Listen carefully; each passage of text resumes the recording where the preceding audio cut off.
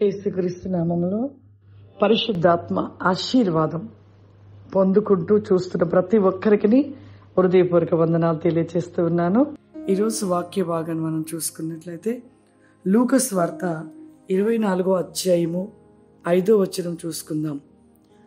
వారు భయపడి ముఖములను నేలకు మోపియుండగా వీరు సజీవుడైన వానిని మీరెందుకు మృతులలో వెతుకుచున్నారు? చూడండి, సజీవుడైన వానిని మీరెందుకు మృతులలో వెతుకుచూ ఉన్నారు అంటున్నాడు. అంటే సజీవుడుగా ఉంటున్న దేవుణ్ణి మీరు మృతులలో ఎందుకు వెతుకుచూ ఉన్నారు? నిజమే ప్రియులారా, మన దేవుడు మరి ఎంతో మందిని కూడా సజీవంగా మరి చనిపోతున్న వారిని కూడా సజీవముగా వారిని మరి లేవనెత్తుతూ ఉన్నాడు. వారికి మంచి ఆరోగ్యాలు ఇస్తూ ఉన్నాడు. కానీ మన జీవితంలో దేవుని యందు కృతజ్ఞత కలిగి ఉండలేకపోతూ ఉన్నాము. అంతేకాదు, మనము కూడా మరి సజీవుడైన దేవుని వెతకట్లేదు. మృతమైన దాని గురించి వెతుకుతూ మృతమైన వాటి విషయంలో ఆశ కలిగి ఆలోచనలు కలిగి ఉంటూ ఉన్నాము. ఈ లోకంలో ఉంటున్న ప్రతిదీ కూడా, భూమి మీద ఉన్న ప్రతిదీ శిథిలమైపోయేది, మృతము చచ్చిపోయిన లాంటిది. కానీ ఈ చచ్చిపోయిన వాటి కోసమే ఇవేదో సజీవంగా మరి ఉన్నట్లుగా వీటి మీదనే దృష్టి పెడుతూ ఆలోచన పెడుతూ మన దృష్టి ఆలోచన మనసంతా కూడా వీటి మీదనే పెడుతూ ఉన్నాము ప్రియులారా. ఇలా మన జీవితంలో దేవునికి దూరంగా ఉంటూ ఉన్నాము. ఒక వ్యక్తి బాగా వ్యాపారం చేసుకుని ఉంటున్న సమయంలో క్రీస్తుని తెలుసుకున్నాడు. మరి క్రీస్తును తెలుసుకున్నాక ఈ యొక్క వ్యక్తి మరి వ్యాపారాన్ని విడిచిపెట్టి పరిచర్య చేయడం మొదలుపెట్టాడంట. అలా పరిచర్య చేస్తూ ఉన్న తర్వాత అలా చేస్తూ వ్యాపారం కూడా చేసుకుంటూ ఉండేవాడంట. అలా చేస్తున్న సమయంలో అతని యొక్క వ్యాపారం అంతా కూడా నష్టం వచ్చేసిందంట. ఇక నష్టం వచ్చేసిందని చాలా బాధపడుతూ పరిచర్యను విడిచిపెట్టేశాడంట. విడిచిపెట్టేసి మళ్ళీ ఇక పూర్తిగా వ్యాపారం చేసుకుంటూ వ్యాపారం మీద తన దృష్టి ఆలోచన పెట్టి అలానే ఉంటూ ఉన్నాడంట. అలా ఉంటున్న కొలది కూడా తనకి జీవితంలో ఆ వ్యాపారంలో అంతా లాస్ వచ్చేసిందంట. తినటానికి కూడా లేని పరిస్థితి, ఆ స్థితిలోకి వెళ్ళిందంట. వెళ్ళినప్పుడు ఒకరోజు మళ్ళీ ఆ వ్యాపారంలో అలా అయినా కూడా వదిలిపెట్టలేదు. వ్యాపారాన్ని విడిచిపెట్టలే, దేవుని విడిచిపెట్టేశాడు.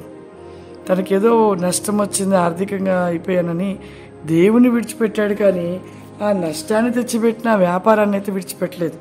ఆ వ్యాపారం అలాగే చేసుకుంటూ తను ఇక ఉంటున్న సమయంలో, బాధతో దుఃఖంతో ఉంటున్న సమయంలో తన భార్య ఒక నల్ల చీర కట్టుకొని ఆ వ్యాపారం దగ్గరకు వచ్చిందంట. వచ్చినప్పుడు అతను చాలా కోపం వచ్చేసి, ఏమొచ్చింది నీకు, చచ్చిపోయావా, నల్ల చీర కట్టుకొని వచ్చావేంటి అనేసి గట్టిగా తిట్టేశాడంట. నలుపు చీర ఎందుకు కట్టుకొని వచ్చావు, నువ్వు చచ్చావా లేకపోతే నేను చచ్చాను అనుకున్నావా అనేసి అన్నాడంట. వెంటనే ఆమె కోపం వచ్చేసి వెంటనే, మరి నీ దేవుడు నీకేం చేశాడు, నీవు ఈ యొక్క స్థితిలో ఉంటే నీ దేవుడు నిన్ను విడిచిపెట్టేశాడా అని ఆమె గట్టిగా అరిచేసిందంట. అలా ఇద్దరు కూడా బాగా గొడవ పెట్టేసుకున్నారంట. గొడవ పెట్టుకోగానే తన మనసులో ఎక్కడో తన తండ్రిని అన్నప్పుడు, దేవుడిని అన్నప్పుడు ఆయనకు ఒక బాధలాగా అనిపించిందంట.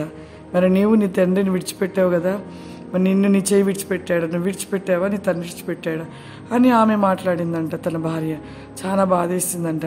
అసలు ఇంకా నేను ఎందుకు బ్రతకాలి అనే ఆలోచన తనలోకి వచ్చేసి ఇక ఆ వ్యాపారం అంతా కూడా మూసేసి చనిపోతే బాగుండు అని ఒక సముద్రం దగ్గరికి, ఆ సముద్రంలోనికి వెళ్తూ ఉన్నాడంట.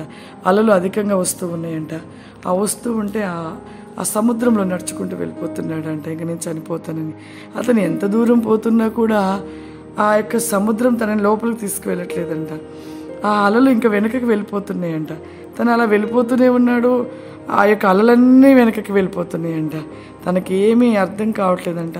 ఇదేంటి, నేను చనిపోవాలని వస్తే ఇంత మధ్యలోకి వచ్చా కూడా ఈ అలలేంటి నన్ను చూసి వెనకకి వెళ్ళిపోతున్నాయి అనేసి మరలా వెనకకు వచ్చేసాడంట. వచ్చేసి వెంటనే తను ఎక్కడన్నా చెట్టుకు ఉరివేసుకుని నేను చనిపోదామనేసి ఓ చెట్టు దగ్గరికి వెళ్ళేసి చెట్టుకు మెడకు ఉరి పెట్టేసుకున్నాడంట. ఉరి వేసుకుందాం తాడేస్తే ఆ తాడు అస్సలు బిగుసుకోవట్లేదంట.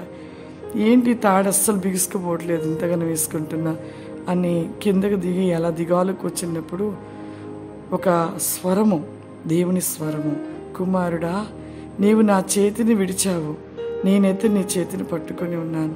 నా వైపుగా నువ్వు చూడట్లేదు. నీవు నా వైపుగా చూసినట్లయితే నీకు నేను ఏ కొదువ చెయ్యను కదా. నీవు నా వైపుగా చూడక వ్యాపారం వైపుగా చూస్తూ నా చేతిని విడిచిపెట్టావు కాబట్టి నీవు మరి సంతోషం లేక దుఃఖంలో బాధపడుతూ ఉన్నావు. నీవు నా చేతిని పట్టుకొని ఉన్నట్లయితే నేను సంతోషపరుస్తాను కదా అని ఆ మాటలు విన్నాడంట. వినగానే అటుగా ఇటుగా చూసి ఏడుస్తూ ఉన్నాడంట. ఏడుస్తున్నప్పుడు ఇదిగో నీవైతే నా వైపుగా చూడక నీవు చిన్న శ్రమను తట్టుకోలేక నా చేతిని విడిచిపెట్టావు, నా మాట లోబడలేకపోయావు. చూడు, సముద్రమైనను ఈ చెట్టైనను ఈ తాడైనను నేను ఒక మాట ఆజ్ఞాపించిన వెంటనే ఆ యొక్క సముద్రపు అలలు నిన్ను ఏమీ చేయలేదు.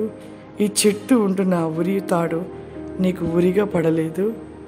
నీవు ఎందుకు నా చేతిని విడిచావు అని అనగానే ఇంకా గట్టిగా ఇచ్చేసాడంటే ఆ స్వరం వినపడగానే, ఇక ప్రభువా నిన్ను విడిచిపెట్టను, నన్ను క్షమించయ్యా, నిజమే మృతమైన వాటిని వెతుకుతూ నేను ఉన్నాను, నిజంగా సజీవుడైన దేవుని నేను విడిచిపెట్టాను, నన్ను క్షమించు ప్రభువా అని తన తప్పు తను తెలుసుకొని వెంటనే ఇంటికి వచ్చి మరి ఆ వ్యాపారం అంతా విడిచిపెట్టేసాడంట. అన్నీ విడిచిపెట్టి పరిచర్య చేయడం మొదలుపెట్టాడంట. మరలా ఆ పరిచర్య ఎప్పుడైతే ప్రారంభించాడో తన జీవితంలో ఎంతో జనము మరి తనకు సహాయం చేయడము, ఆదుకోవడము, తనను ఒక గొప్ప స్థానంలో దేవుడు వర్ధిల్లింప చేశాడంట. చూడండి ప్రియులారా, మన జీవితంలో కూడా ఈ మృతమైన వాటి వైపే దృష్టి పెడతాము. ఈ భూ సంబంధము అయిన వాటిని ఎక్కువగా వాటిని వెతుకుతాం. ఎలా సంపాదించాలి, ఇంకెంత సంపాదించాలి, మా పిల్లలకి ఎలా దాచిపెట్టాలి, మా కుటుంబానికి ఇంకా సంపాదించాలి. ఎంత ఉన్న మానవుడికి సరిపోదు, ఇంకా కోట్లు సంపాదించాలి, ధనం సంపాదించాలి, మరి అన్నీ సంపాదించాలి.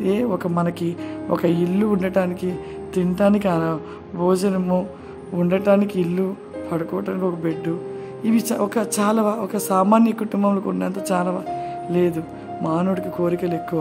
పెద్ద పెద్ద బిల్డింగులు, ఇంకా 10 బిల్డింగులు కట్టాలి, కోట్లు సంపాదించాలి, కోట్ల వ్యాపారాలు చేయాలి. కానీ సజీవుడైన దేవుణ్ణి మాత్రం విడిచిపెడుతున్నాము, ఆయన వైపుగా చూడట్లేదు. కానీ ఒకవేళ వాటి కోసం మనం పరిగెడుతున్నాము, కానీ వాటిలో అన్ని నష్టాలు కలుగుతూ ఉన్నా కూడా ఇంకా చేయాలని పరిగెడుతూ వాటిని వెతుకుతున్నాము. నిజమైన దేవునితో ఉంటే అవన్నిట్లో విజయం వస్తుంది అనేది ఆలోచించలేకపోతున్నాం.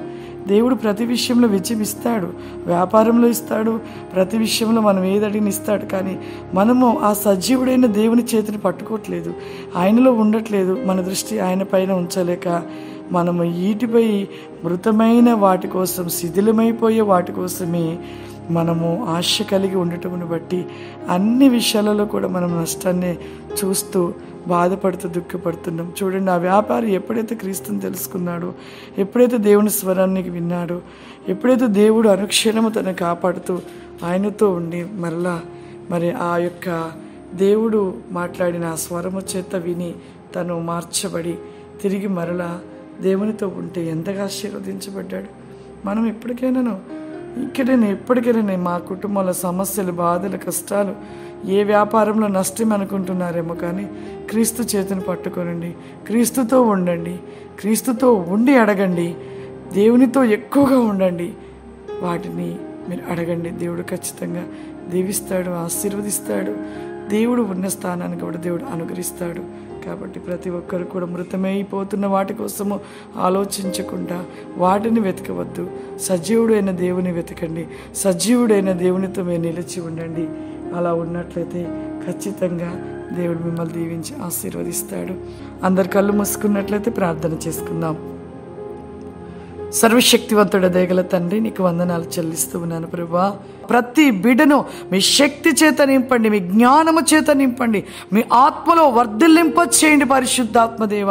దినదినము అధికమైన వెలుగు చేత వెలిగించబడుతూ అనేకుల కొరకు ప్రార్థన చేయటలు, అనేకుల కొరకు ప్రతి విజ్ఞాపన చేయటలు, హెల్ప్ మీ క్రాస్ చేయండి my holy spirit the break any ఫావరిమా.